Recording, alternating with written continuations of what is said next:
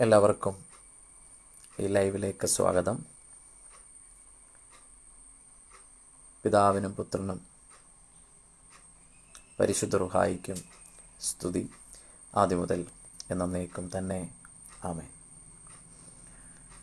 ശബ്ദമില്ലാത്തവൻ്റെ ശബ്ദമാകുക. Voice for the voiceless.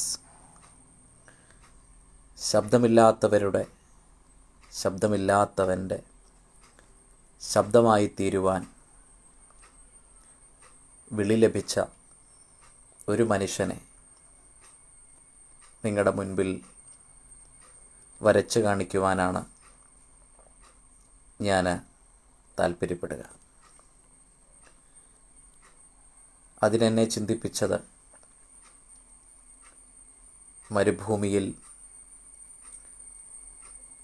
ദൈവത്തെ കാത്തിരുന്ന,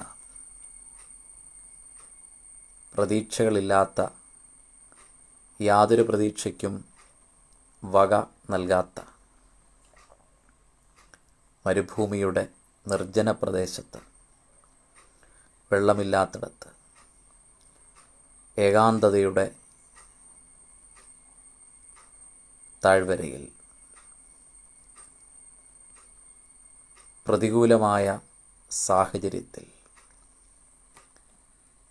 ദൈവത്തിൻ്റെ ശബ്ദമാകുവാൻ പ്രവാചകൻ പ്രവചിച്ച ആ പ്രവചനത്തിന് നിവൃത്തി കുറിക്കുവാൻ ദൈവത്തിൻ്റെ വിളിയോട് വളരെ കൃത്യമായി പ്രതികരിച്ചുകൊണ്ട് മരുഭൂമിയിൽ നിന്ന് ഒരു മനുഷ്യൻ നമ്മിലേക്ക് ഒരു ശബ്ദമായി മാറുകയാണ്. ദൈവത്തിൻ്റെ ശബ്ദമായി മാറുകയാണ്. ദൈവത്തിൻ്റെ പരിശുദ്ധ റൂഹായുടെ ശബ്ദമായി മാറുകയാണ്. പ്രവാചക ശബ്ദമായി മാറുകയാണ്. Prophetic voice, voice for the voiceless ശബ്ദമായി തീരുകയാണ്. ശബ്ദമില്ലാത്തവൻ്റെ ശബ്ദമായി തീരുന്ന യോഹന്നാൻ്റെ ജീവിതത്തിലൂടെ ഇന്നിൻ്റെ സാഹചര്യത്തിലേക്ക് ഇറങ്ങി വരുവാൻ പരിശുദ്ധാത്മാവ് നമ്മെ ആഹ്വാനം ചെയ്യുകയാണ്. യോഹന്നാൻ്റെ സുവിശേഷം 1-ാം അധ്യായം അതിൻ്റെ 23-ാമത്തെ വാക്യം. അതിന് അവൻ, യെശയ്യാ പ്രവാചകൻ പറഞ്ഞതുപോലെ കർത്താവിൻ്റെ വഴി നേരെയാക്കുവിൻ എന്ന മരുഭൂമിയിൽ വിളിച്ചു പറയുന്നവൻ്റെ ശബ്ദം ഞാനാകുന്നു. ഒരുപാട് ആഴത്തിലുള്ള ചിന്തകൾ ഈ ഭാഗത്തുണ്ട്. യെശയ്യാ പ്രവാചകൻ പ്രവചിച്ച,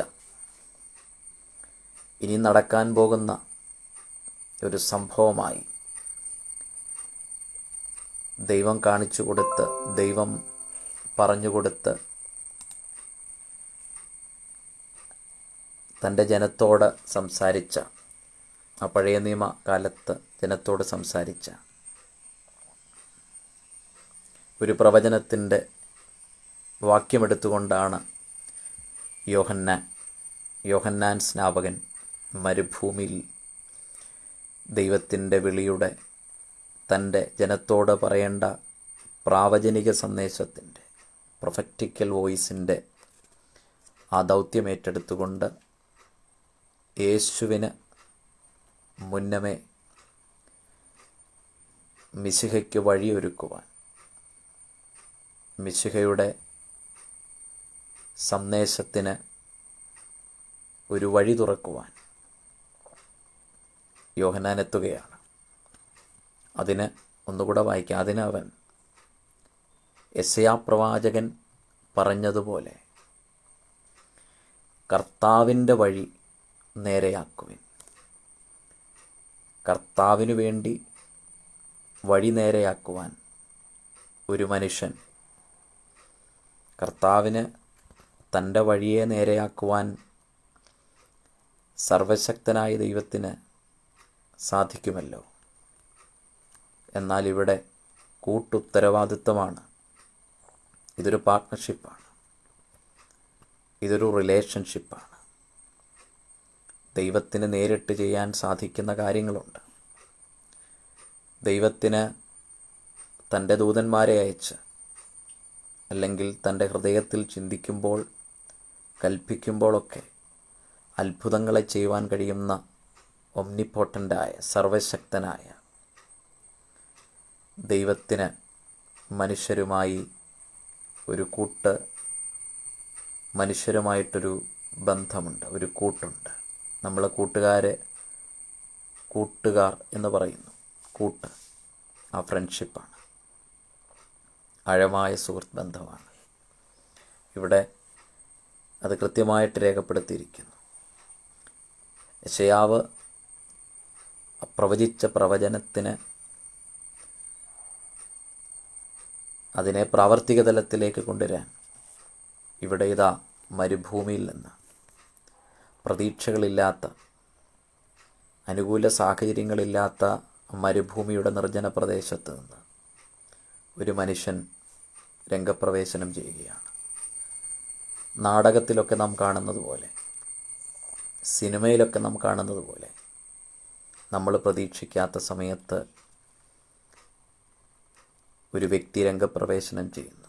അതൊരു പക്ഷേ ഒരു വില്ലനായിരിക്കും, അല്ലെങ്കിൽ നായകൻ്റെ അടുത്ത സ്നേഹിതനായിരിക്കും, അല്ലെങ്കിൽ നായകൻ സ്നേഹിക്കുന്ന ആ പ്രണയിനിയായിരിക്കും. ആരെങ്കിലുമൊക്കെ ഇങ്ങനെ അൺഎക്സ്പെക്റ്റഡായ സമയത്ത് രംഗപ്രവേശനം ചെയ്യുന്നു. അങ്ങനെ ഒരു സീനാണ് നമുക്ക് ഈ സുവിശേഷങ്ങൾ വായിക്കുമ്പോൾ കാണാനായി സാധിക്കുക. കർത്താവിന് വഴി നേരെയാക്കുവാൻ. ഇംഗ്ലീഷിലൊരിടത്ത് ഞാൻ കണ്ടു, കർത്താവിനൊരു ഹൈവേ. എന്താണ് ഹൈവേ എന്ന് പറയുമ്പോൾ? നമുക്കറിയാം, ചെറിയ ചെറിയ പഞ്ചായത്ത് റോഡുകൾ, അതുമായി ബന്ധിപ്പിക്കപ്പെട്ട് കിടക്കുന്ന കുഞ്ഞു കുഞ്ഞു റോഡുകളൊക്കെ ഉണ്ട്. അതൊന്നും ടാർ ചെയ്തിട്ടില്ല, മണ്ണ് കൊണ്ടുള്ള റോഡുകൾ. എന്നാൽ ഹൈവേ അത്യാധുനിക സൗകര്യങ്ങളോടെ വിശാലമായ പാതയാണ്. ഒരേ സമയത്ത് തന്നെ ആയിരക്കണക്കിന് വാഹനങ്ങൾക്ക് പരസ്പരം അപകടം കൂടാതെ, ഇടിക്കാതെ അങ്ങോട്ടും ഇങ്ങോട്ടും പോകുവാൻ പ്രത്യേകം തരംതിരിച്ചുകൊണ്ടാണ് ഹൈവേ രൂപപ്പെടുത്തുന്നത്. അത്തരത്തിൽ ദൈവത്തിനൊരു ഹൈവേ ഉണ്ടാക്കുവാൻ, യേശുവിൻ്റെ വലിയ ശുശ്രൂഷയ്ക്ക്, ദൈവരാജ്യത്തിൻ്റെ വിളംബരത്തിന്, ദൈവരാജ്യ സുവിശേഷത്തെ കൃത്യമായി അന്നുള്ള ജനത്തിന് വിളംബരം ചെയ്യുവാൻ,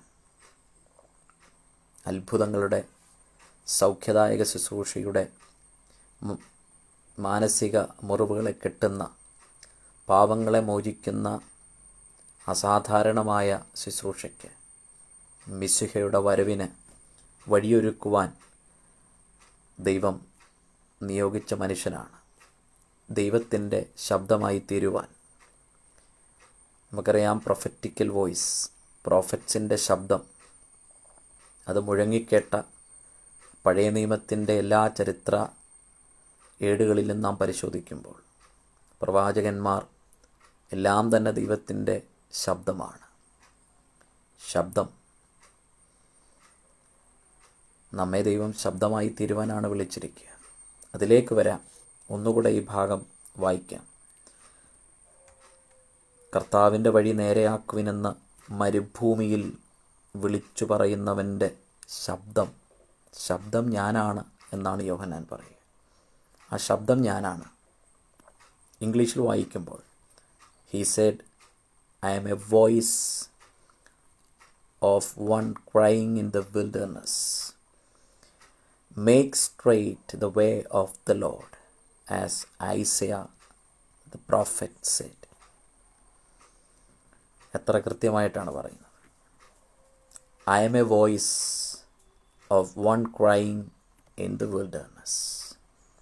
വിളിച്ചു പറയുന്നവൻ്റെ എന്ന് മലയാളത്തിൽ, ഇംഗ്ലീഷിൽ കുറച്ചുകൂടെ ക്രൈങ്, നിലവിളിച്ചുകൊണ്ട്. വേദനയോടെയാണ്, നിലവിളിയുടെ, കണ്ണുനീരിൻ്റെ ക്രൈയിങ് എന്ന് പറയുമ്പോൾ ഉറക്കെ നിലവിളിച്ചുകൊണ്ട് എന്ന അർത്ഥം നമുക്കെടുക്കാം. കരയുക എന്നുള്ള അർത്ഥവും എടുക്കാം. കുറച്ചുകൂടെ ഉള്ളിൽ തട്ടിയുള്ള ഒരു ഉറക്കെയുള്ള വിളി. ദാവീദ് പുത്ര, എന്നോട് കരുണയുണ്ടാകണമേ, ഉറക്കെ നിലവിളിക്കുകയാണ്. ക്രൈയിങ് എന്നാണ് അവിടെ ട്രാൻസ്ലേഷൻ. ഹൃദയത്തിൻ്റെ ആഴത്തിൽ നിന്നും ആവശ്യത്തിനു വേണ്ടി ഉള്ളിൽ തട്ടിയുള്ള ആ വിളി, ആ ശബ്ദത്തിന് മുൻപിൽ ദൈവത്തിൻ്റെ പുത്രൻ നിൽക്കുകയാണ്. ദൈവപുത്രനെ പിടിച്ചു നിർത്തിയത് ഒരു സാധാരണക്കാരൻ്റെ ശബ്ദമാണ്. അവൻ്റെ ശബ്ദം എല്ലാ ദിവസവും കേൾക്കാറുണ്ട്. അവൻ നിലവിളിക്കാറുണ്ട്. ഇവിടെ കരുണയ്ക്ക് വേണ്ടി ഈ മനുഷ്യൻ നിലവിളിക്കുകയാണ്. ശബ്ദത്തിൻ്റെ മുൻപിൽ നിൽക്കുന്ന ദൈവപുത്രനായ യേശു. ആ ശബ്ദത്തിന് അത്രമാത്രം ആഴമുണ്ട്. ആ ശബ്ദത്തിന് അത്രമാത്രം ശക്തിയുണ്ട്. ശബ്ദത്തിന് ഈ ലോകത്തെ ആകർഷിക്കുവാൻ കഴിയും. പാട്ടുകൾക്ക് അനേകരെ ആകർഷിക്കാൻ കഴിയും. പാട്ടുപാടുന്നവർ പിന്നീട് അനേകരുടെ ആരാധന കഥാപാത്രമായി മാറും. ശബ്ദമാണ്. പാട്ടുപാടുന്നവർ, പ്രസംഗിക്കുന്നവർ, സമൂഹത്തിൽ വിവിധ മേഖലകളിൽ പ്രവർത്തിക്കുന്നവർ, അവരുടെ എല്ലാം ശബ്ദത്തിന് വില കൽപ്പിക്കുന്നവരാണ് നാം. അധ്യാപകരുടെ, ഡോക്ടർമാരുടെ, നിയമപാലകരുടെ, പത്രപ്രവർത്തകരുടെ, സാമൂഹ്യ പ്രവർത്തകരുടെ, നമ്മുടെ രാജ്യത്തിൻ്റെ അഡ്മിനിസ്ട്രേഷൻ കൈകാര്യം ചെയ്യുന്നവരുടെ, അധികാരികളുടെ, ശാസ്ത്രലോകത്തിൽ പ്രവർത്തിക്കുന്ന ശാസ്ത്രജ്ഞന്മാരുടെ എന്നു തുടങ്ങി സമൂഹത്തിൻ്റെ എല്ലാ മേഖലകളിലുമുള്ളവർ ശബ്ദമായി തീരുകയാണ്. പക്ഷേ ആരുടെ ശബ്ദമാണ്? ശബ്ദമില്ലാത്തവൻ്റെ ശബ്ദമാണോ? Voice for the voiceless.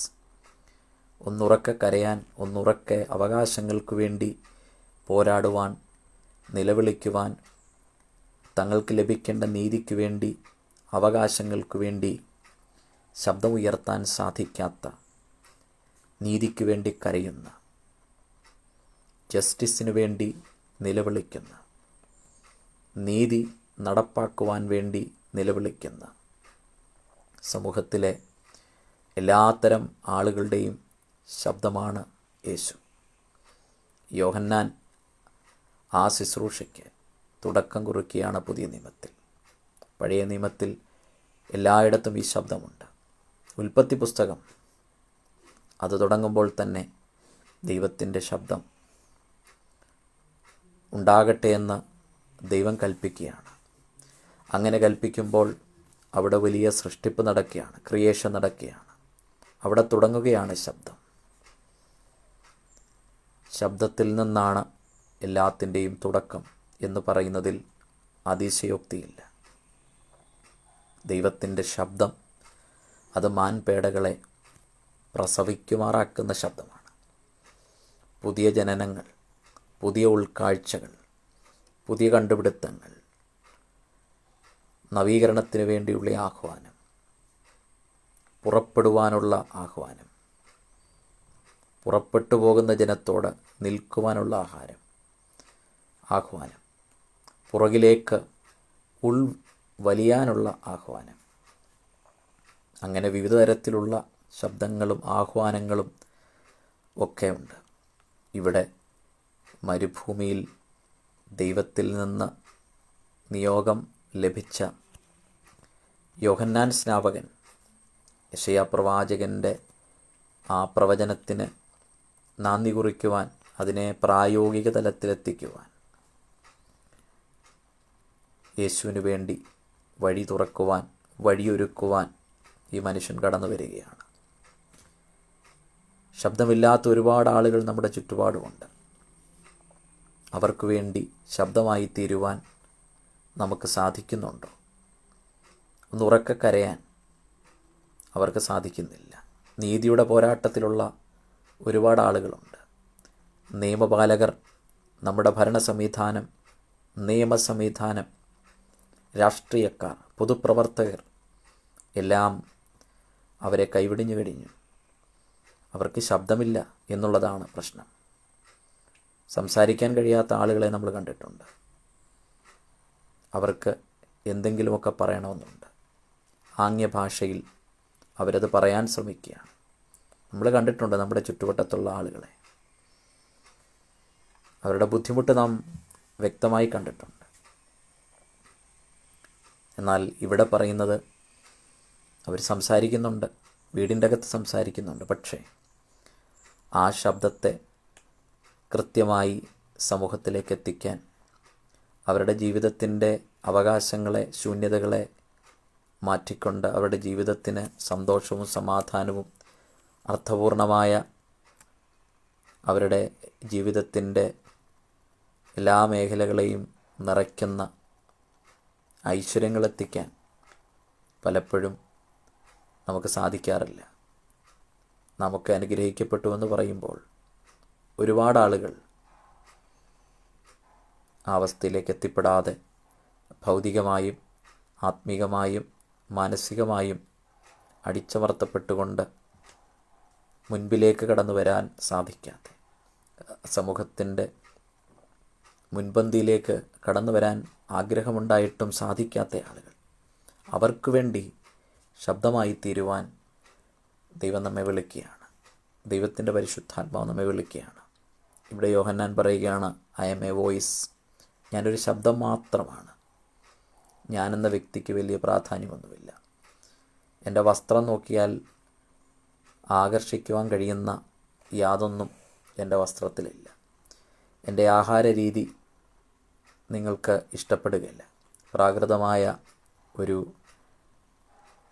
രീതിയാണെന്നൊക്കെ, ജീവിതശൈലിയാണ്, life സ്റ്റൈലാണെന്നൊക്കെ നമുക്ക് തോന്നാം. എന്നാൽ അതൊന്നുമല്ല തന്നെ അലട്ടുന്നത്. തൻ്റെ ദൗത്യമാണ്, മിഷനാണ്. എന്താണ് തൻ്റെ mission? Voice for the voiceless. ശബ്ദമായി തീരുക, വഴിയൊരുക്കാൻ നിയോഗം പ്രാപിച്ചിരിക്കുന്നു. അതിനുവേണ്ടിയാണ് താൻ വന്നത് തന്നെ. പിന്നെ നാം കാണുന്നത് ഈ യോഹന്നാൻ വെള്ളത്തിലിറങ്ങി നിൽക്കുകയാണ്. മുട്ടോളം വരുന്ന വെള്ളത്തിൽ നിന്നുകൊണ്ട് യഹൂദജനത്തോട് നിങ്ങൾ നീതിയുള്ളവരായി മാറണം. റൈച്ചസ്നെസ്, അതാണ് പഴയ നിയമത്തിൽ ഉപയോഗിക്കുന്നത്. പിന്നീട് അതാണ് പരിഭാഷപ്പെടുത്തി ഇംഗ്ലീഷിലും മലയാളത്തിലുമൊക്കെ ജസ്റ്റിസ്, നീതി എന്നൊക്കെ നമുക്ക് കാണാം. ഈ യോഹന്നാൻ ആ വെള്ളത്തിലിറങ്ങി നിന്നിട്ട് വിളിച്ചു പറയുകയാണ്, ശബ്ദമായി തീരുകയാണ്. വഴിയൊരുക്കുക എന്ന് പറയുന്ന വലിയ ദൗത്യം. മാനസാന്തരപ്പെടുക. മാനസാന്തരപ്പെടാൻ ആഗ്രഹിക്കുന്നവർ ഈ വെള്ളത്തിലേക്ക് ഇറങ്ങി വരിക. ശുദ്ധീകരിക്കുന്ന വെള്ളം, ജലം എപ്പോഴും വിശുദ്ധമാണ്, പരിശുദ്ധമാണ്. എല്ലാ മതങ്ങളിലും സംസ്കാരങ്ങളിലും വെള്ളം ശുദ്ധീകരണത്തെ കാണിക്കുന്നു, ഒരു കഴുകലിനെ കാണിക്കുന്നു, പുതിയ ജീവനെ കാണിക്കുന്നു. പല മതങ്ങളിലും വെള്ളത്തിൽ മുങ്ങി എഴുന്നേൽക്കുമ്പോൾ തങ്ങളുടെ പാപങ്ങൾ ആ വെള്ളത്തിലൂടെ പൂർണ്ണമായിട്ടും മാറിയിരിക്കുന്നു, കഴുകപ്പെട്ടിരിക്കുന്നു എന്നുള്ളതായ വിശ്വാസമുണ്ട്. ഏറെക്കുറെ അത് സത്യവുമാണ്. നമ്മുടെ ദേഹത്തുള്ള ആ ചെളി, ആ പൊടിയൊക്കെ പോയി കഴിയുമ്പോൾ മനസ്സിന് വല്ലാത്തൊരാശ്വാസം, ഒരു ഉന്മേഷം, ഒരു കുളിർമ. എന്തൊക്കെയോ കഴുകൽപ്പെട്ടിരിക്കുന്നു, എന്തൊക്കെയോ നമ്മുടെ ശരീരത്തിൽ നിന്ന് മാറിയിരിക്കുന്നു. മനസ്സിന് ഒരു തണുപ്പ്, ഒരു കുളിർമ, ഒരു പുതിയ ഉത്തേജനം, ഒരു ഉണർവൊക്കെ ഒരു കുളി കഴിയുമ്പോഴൊക്കെ നമുക്ക് തീർച്ചയായിട്ടും കിട്ടും. അത്തരത്തിലാണ് വിശ്വാസങ്ങളിലും എല്ലാ മതങ്ങളിലുമൊക്കെ നമുക്കിത് കാണാം. വെള്ളത്തിൽ മുങ്ങുകയാണ്. യോഹന്നാൻ്റെ സ്നാനം ഒരുപാട് പേര് കടന്നു വന്നു. കുറേ പേരൊക്കെ അത് നോക്കി നിന്നു. ഈ പരീശന്മാരും ശാസ്ത്രിമാരുമൊക്കെ ഈ യോഹന്നാൻ്റെ ശബ്ദത്തിൻ്റെ മുൻപിൽ തെല്ലൊന്ന് എന്താ പറയുന്നത്, ഒന്ന് ഭയപ്പെട്ടു. കാരണം ഇതുവരെ ഇങ്ങനെയൊന്നും കേട്ടിട്ടില്ല. ഇയാളുടെ വസ്ത്രധാരണ രീതിയൊക്കെ കണ്ടിട്ട് അത്ര പോരാ, വല്ലാത്ത ഒരു വസ്ത്രധാരണ രീതി, യഹൂദ സംസ്കാരത്തിന് അത്ര പരിചയമല്ലാത്ത ഒരു വസ്ത്രധാരണ രീതി. മരുഭൂമിയിൽ നിന്ന് വന്ന മനുഷ്യനാണ്.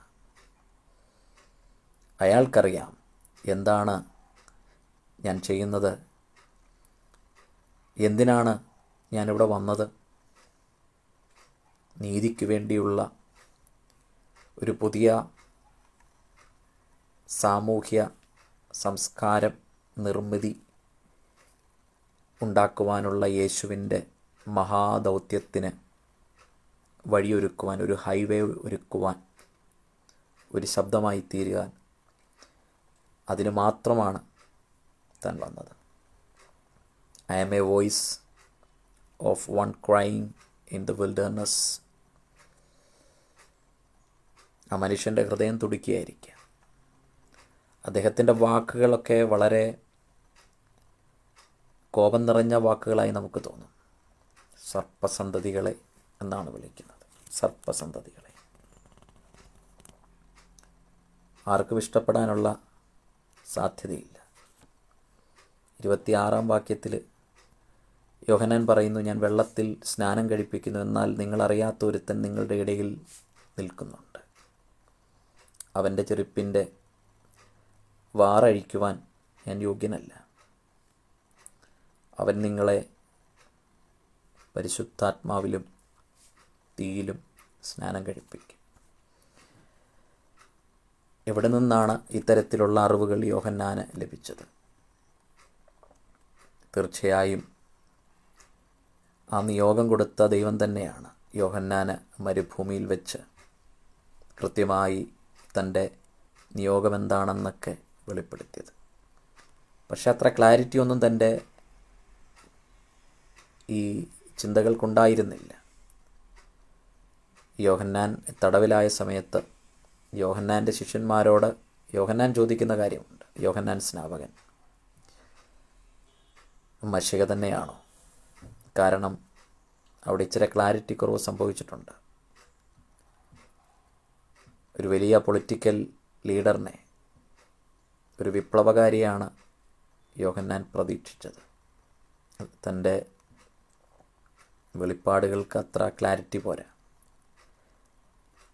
പൂർണ്ണമായ ക്ലാരിറ്റിയോടെയുള്ള വെളിപ്പാട് തരാനാണ് യേശു വന്നത്. ദൈവത്തിൻ്റെ സർവ്വസമ്പൂർണ്ണതയും ദേഹരൂപമായി വസിക്കുന്നത് ക്രിസ്തുവിലാണെന്ന് പൗലോസ് പറയും. ശബ്ദമായി തീരുവാൻ മാത്രമാണ് തൻ്റെ നിയോഗം. നമുക്കെല്ലാ കാര്യങ്ങളെക്കുറിച്ചുമുള്ള കൃത്യമായ ബോധ്യമുണ്ടാകണമെന്നില്ല. എന്നാൽ ദൈവം നമ്മെ വിളിച്ചിരിക്കുന്നത് ഏതെങ്കിലുമൊക്കെ പ്രദേശത്ത് ആരുടെയെങ്കിലുമൊക്കെ ശബ്ദമായി തീരുവാനാണ്. ശബ്ദത്തിന് ക്രിയേറ്റിംഗ് പവറുണ്ട്, സൃഷ്ടിക്കുവാനുള്ള ശക്തിയുണ്ട്. ഒന്ന് മുന്നോട്ട് പോകാൻ സാധിക്കാതെ, അല്പം പോലും ജീവിതത്തിൽ മുന്നേറ്റമില്ലാതെ മുന്നോട്ട് പോകാൻ സാധിക്കാതെ നിൽക്കുന്ന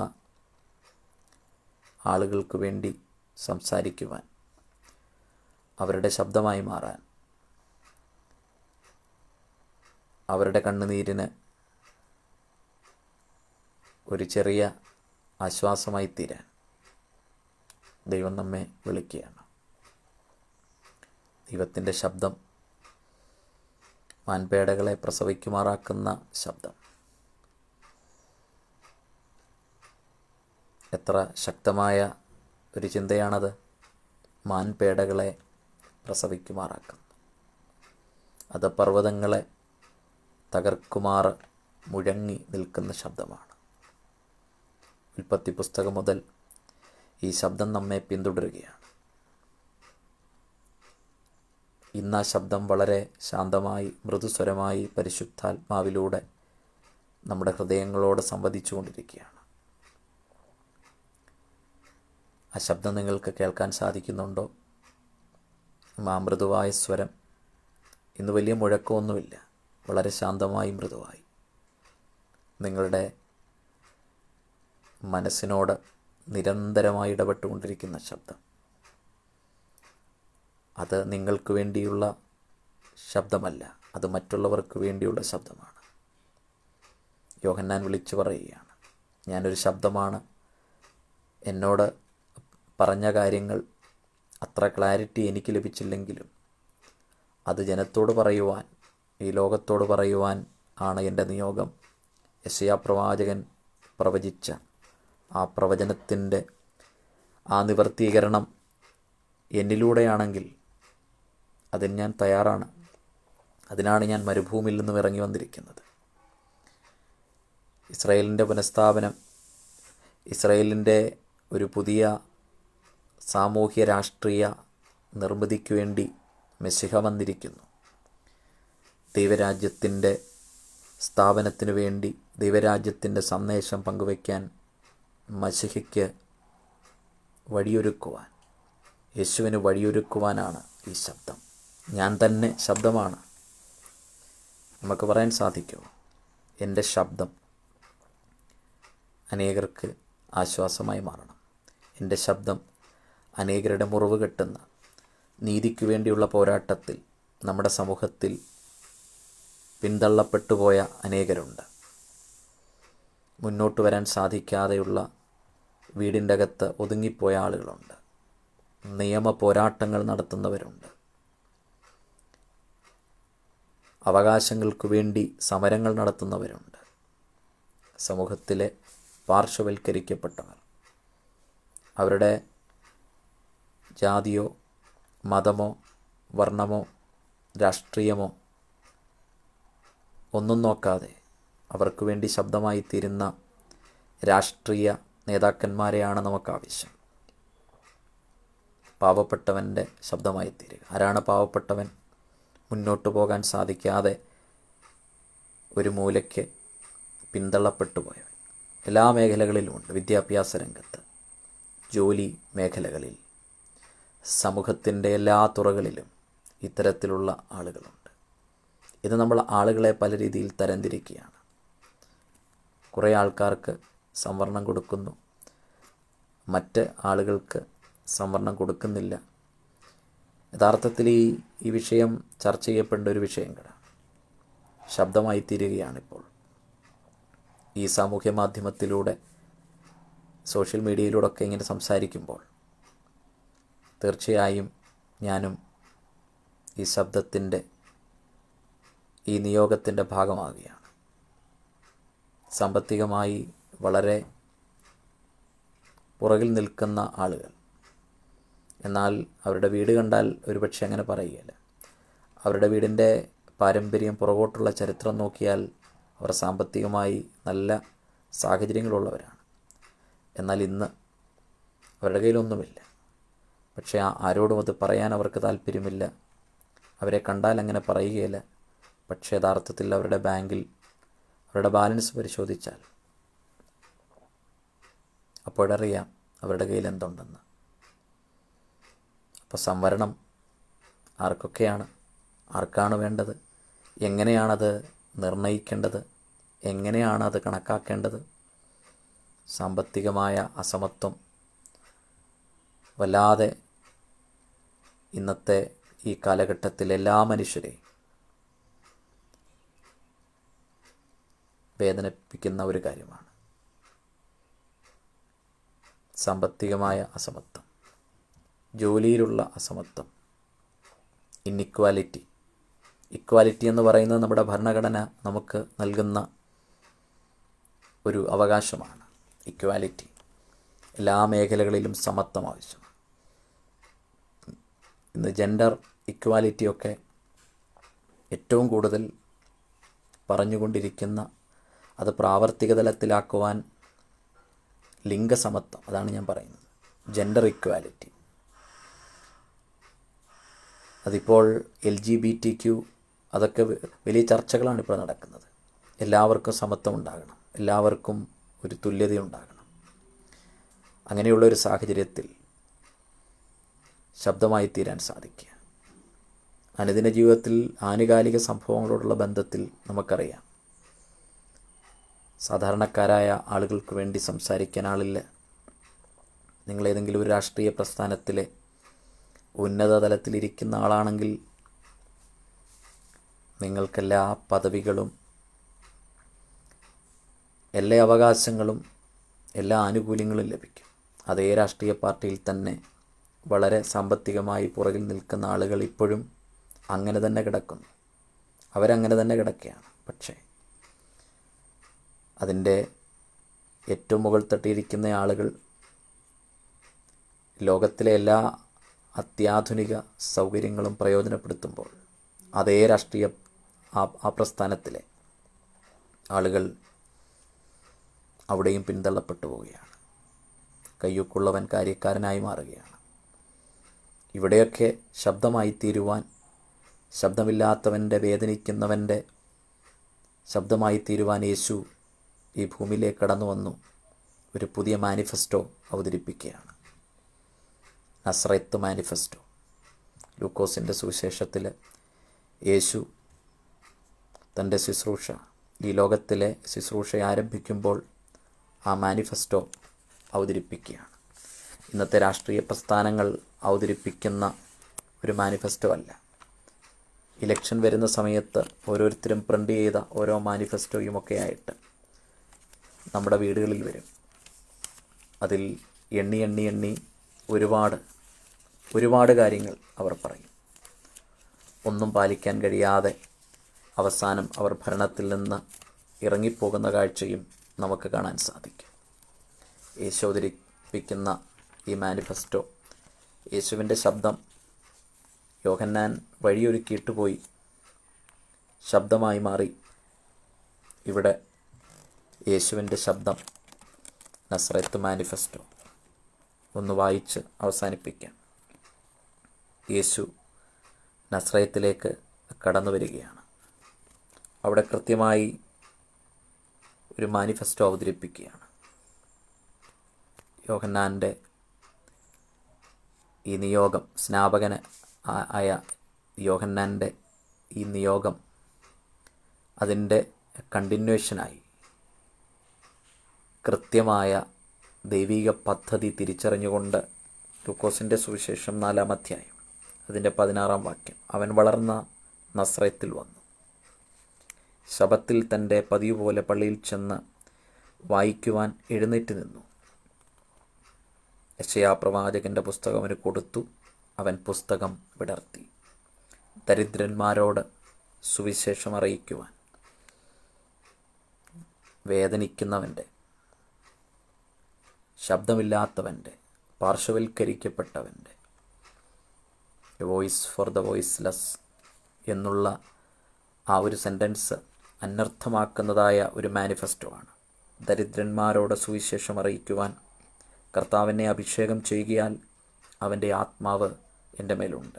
ബദ്ധന്മാർക്ക് വിടുതലും കുരുടന്മാർക്ക് കാഴ്ചയും പ്രസംഗിക്കുവാനും പീഡിതന്മാരെ വിടുവിച്ചയക്കുവാനും കർത്താവിൻ്റെ പ്രസാദവർഷം പ്രസംഗിക്കുവാനും എന്നെ അയച്ചിരിക്കുന്നു എന്ന് എഴുതിയിരിക്കുന്ന സ്ഥലം കണ്ടു.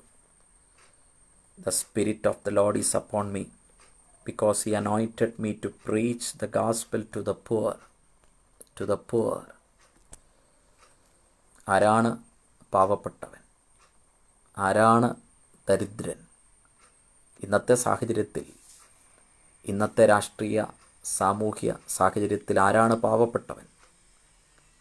ആരാണ് പിന്തള്ളപ്പെട്ടു പോയവൻ? നമുക്കറിയാം, PSCയുടെയൊക്കെ റാങ്ക് ലിസ്റ്റ് വരുമ്പോൾ റാങ്കുള്ള ആളുകൾ സന്തോഷിക്കും. എന്നാൽ അവരുടെ സന്തോഷം ചില നാളുകൾ കഴിയുമ്പോൾ ദുഃഖമായി മാറും. റാങ്ക് ലിസ്റ്റിൽ പേരുണ്ട്, പക്ഷേ ജോലിക്ക് വേണ്ടിയുള്ള നിയമനം ലഭിക്കുന്നില്ല.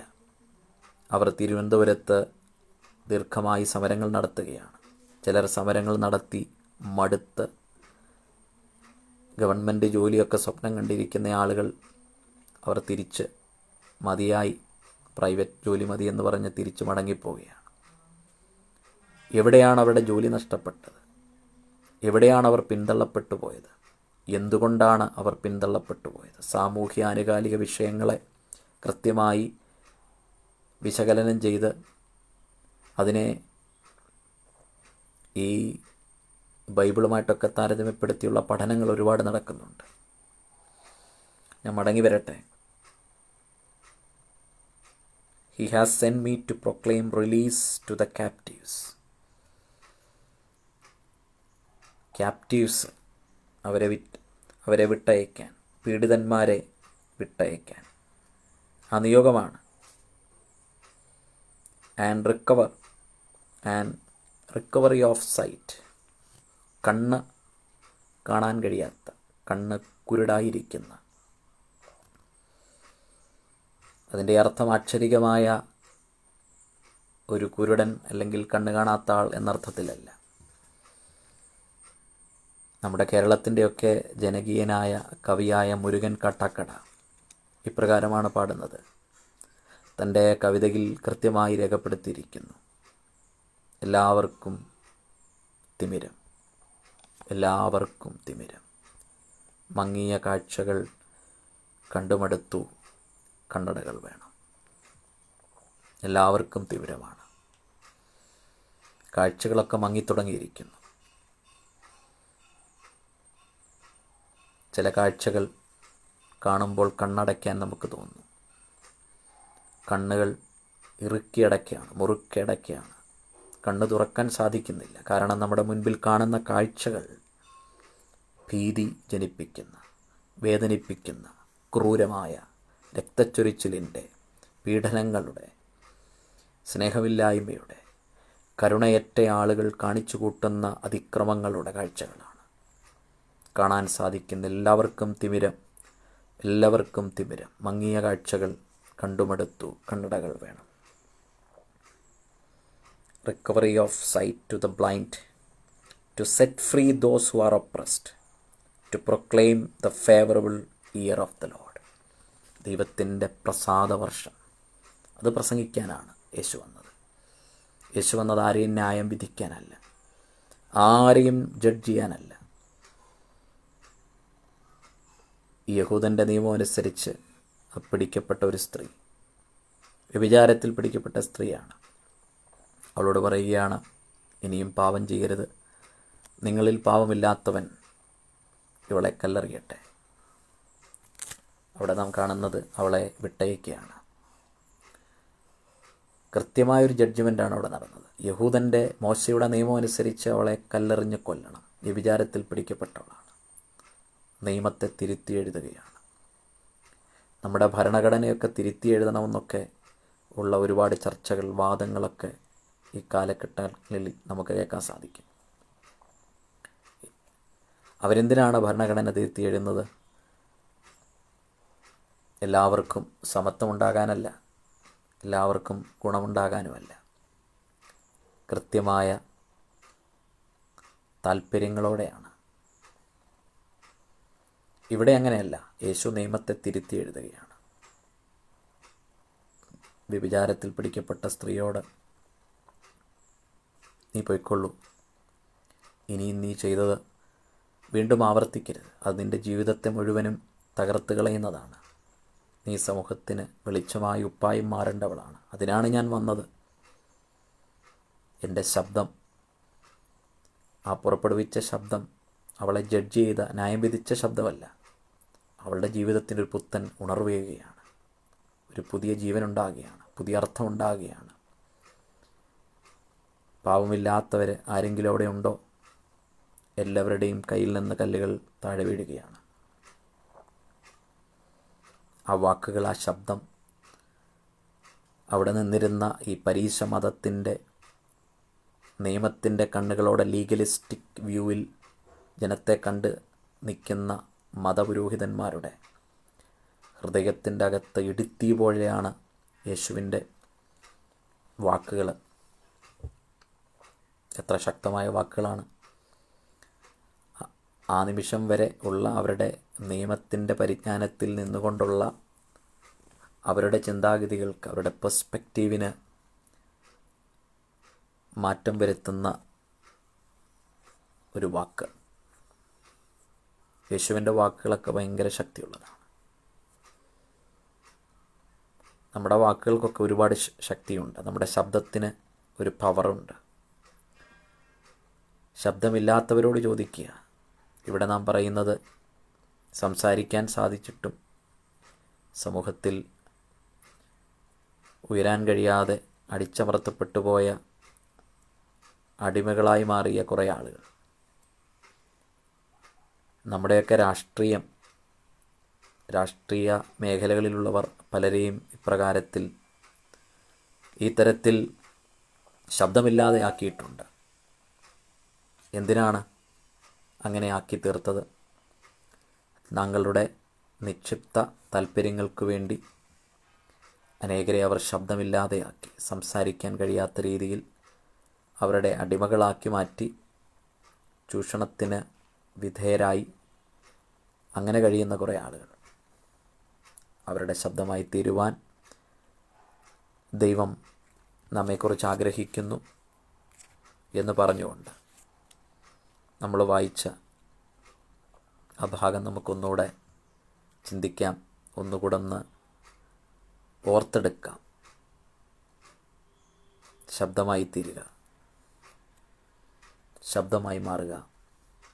മരുഭൂമിയിൽ വിളിച്ചു പറയുന്നവൻ്റെ ശബ്ദം, ആ ശബ്ദം ഞാനാണ്. കർത്താവിന് വഴിയൊരുക്കുക, ദൈവരാജ്യത്തിന്, അതിൻ്റെ പ്രവൃത്തിക്ക്, ഈ ഭൂമിയിൽ ഒരു പുതിയ സാമൂഹ്യ രാഷ്ട്രീയ നിർമ്മിതിക്ക് വേണ്ടി, ആ ദൈവരാജ്യത്തിൻ്റെ കെട്ടുപണിക്ക് വേണ്ടി കൃത്യമായി അതിനുള്ള സെറ്റിംഗ് സാഹചര്യം ഉണ്ടാക്കുവാൻ, ശബ്ദമായി തീരുവാൻ എല്ലാവരെയും ആഹ്വാനം ചെയ്തുകൊണ്ട് ഈ ലൈവിൽ എന്നെ കേട്ടിരുന്ന എല്ലാ പ്രിയപ്പെട്ടവർക്കും നന്ദി പറഞ്ഞുകൊണ്ട് ഇവിടെ നിർത്തുന്നു. ദൈവം നമ്മെ അനുഗ്രഹിക്കുകയും ഒരു ശബ്ദമായി തീരുവാൻ സഹായിക്കുകയും ചെയ്യട്ടെ എന്ന പ്രാർത്ഥനയോടെ